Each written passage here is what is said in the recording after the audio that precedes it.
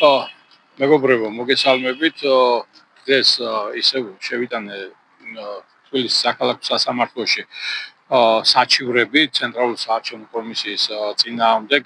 ერთი საჩივარი ეხებოდა ცენტრალური საარჩევნო კომისიის მიერ სასამართლოს გადაწყვეტილების არახსრულებას. მეორე საჩივარი ეხება ცენტრალური საარჩევნო კომისიის მიერ არსებით ჩვენ საჩივარზე არსებით განხილვაზე უარის თქმის საკითხს. ანუ ჩვენ ვიჩივრეთ იმასთან დაკავშირებით, რომ კახი კალაძე მოქმედი მერი იყენებს სახელმწიფო რესურსს და ვითხოვდით, რომ ცენტრალური საარჩევნო კომისიას განეხილა ეს საკითხი. ცენტრალურმა საარჩევნო კომისიამ უარი გითხრა არსებით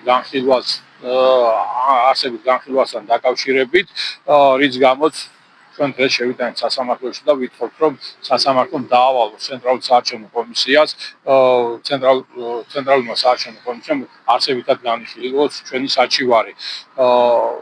სამწუხარო ის გახლავთ, რომ ჩვენ გვიწევს სასამართლო დავები იმასთან დაკავშირებით, რაც კანონით ევალება ცენტრალურ საარჩევნო კომისიას, ფაქტურად არჩევნები კარზეა მომდგარი და ყველაფერს აკეთებს ცენტრალური საარჩევნო კომისია, რომ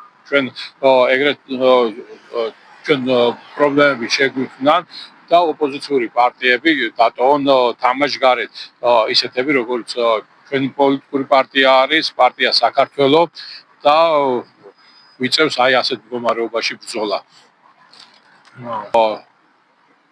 მე ხაზს გავუსვავ იმ გარემოებას, რომ ჩვენი პოლიტიკური პარტია ცდილობს სამართლებრივ ჩარჩოებში იბრძოლოს იმ უსამართლობასთან, რა უსამართლობაც სუფევს ჩვენს ქვეყანაში და უკვე არაერთი საჩივარი გვაქვს შეტანილი სასამართლოში.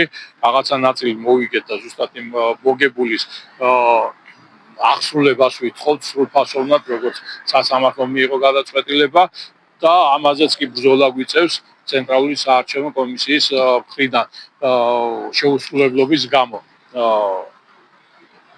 ვთხოვთ მაქსიმალურად დაგვიდგეთ გვერდში, დაგვიჭიროთ მხარი იმისათვის, რომ არჩევნებში გავიმარჯვოთ და აი ეს დამნაშავე ხელისუფლება, რომელმაც ფაქტურად დაამხო სამართალი ჩვენს ქვეყანაში, თავზე დაგვამხო, ყველაფერს აკეთებს მოსყიდვებითა და კანონდარღვევებით, შევცვალოთ მშვიდობიანი გზით, სამართლებრივი გზით, არჩევნების გზით. ამიტომ გააფერადეთ 11 ნომერი და თუ გვინდა რომ ქვეყანაში სიმშვიდე იყოს და როგორც იძახიან არ იყოს ომი, დაგვიჭირეთ მხარი იმისათვის, რომ კიდევ ვიმეორებ, მშვიდობიანად გავუშვათ პოლიტიკური სივრციდან ხოცნაცური ოცნება. დიდი მადლობა.